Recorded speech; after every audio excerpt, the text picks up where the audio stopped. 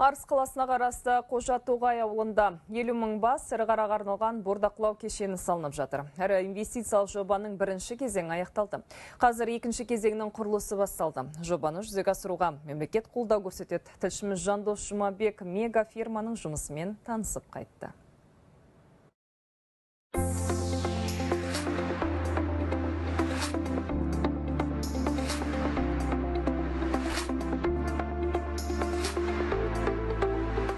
Орталық Азияда теңдесі жоқ мегаферманың жалпы аумағы 2900 гектардан асады.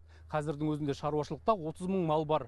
Қазақы, ақбас, әулиекөл және ангус тұқымды ірі қара өсірілуде. Алып мал бордақылау кешені австралиялық технология негізінде торлы қоршау әдісімен салынған. Бұл жүйе бойынша мал бордақылау алаңы арнайы секторларға бөлініп, әрбір қоршаудың ішіндегі мал жасы мен салмағына қарай топтастырылған.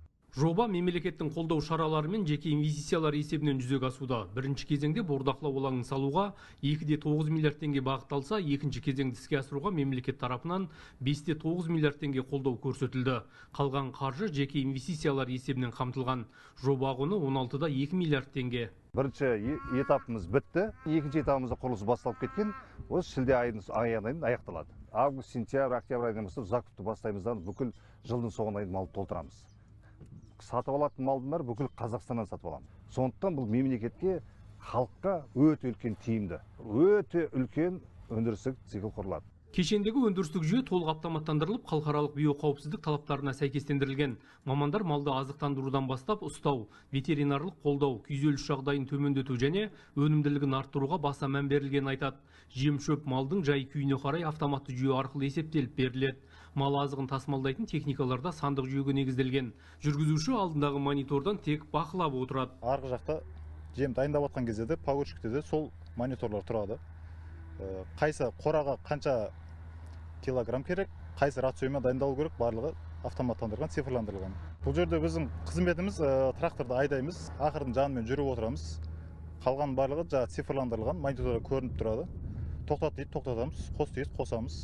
Барлығын техника өзі атқарады.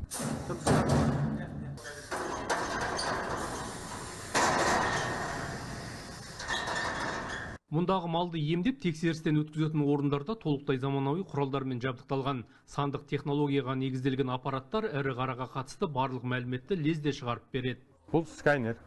Мына екі ортадан мал өткен кезде бұл өзіне скайнерлі болады, чип арқылы.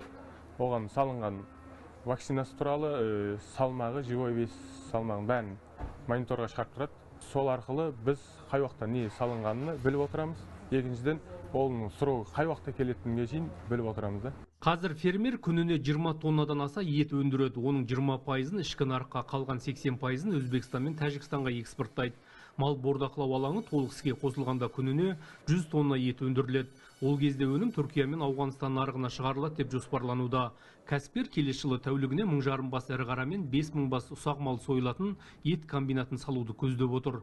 Кәсіпорын қалдықсыз өндіріс қағидатына негізделеді. Онда тереңдетіп өңделген өнімнің 100-ге жуық түрі шығарылады.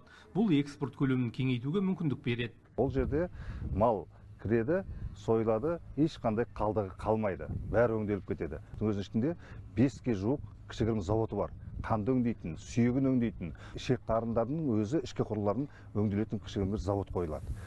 Оның бәрі реттеліп, бұл көрші елдерге экспортталатын болады. Ішкі нарыққа полуфабрикат дайын ғана еттерді алады, мысалы бір асым ет дегенде үйіне барып, қайнатып, бәрін дайындап беретін қылып реттейміз. Жобаның алғашқы кезеңінде 30-дан аса жаңа жұмыс орны құрылды. Кешен толық қуатына шыққанда 100 жұмыс орнына дейін ұлғайтылады. Бұл бастама Түркістан облысының аграрлық әлеуетін күшейтіп, Қазақстанның ет өндіріс саласына жаңа серпін береді дейді мамандар. Жандос Жұмабек, Ерболат Әбіш, Қуаныш Әбуов, 24 KZ, Түркістан облысы.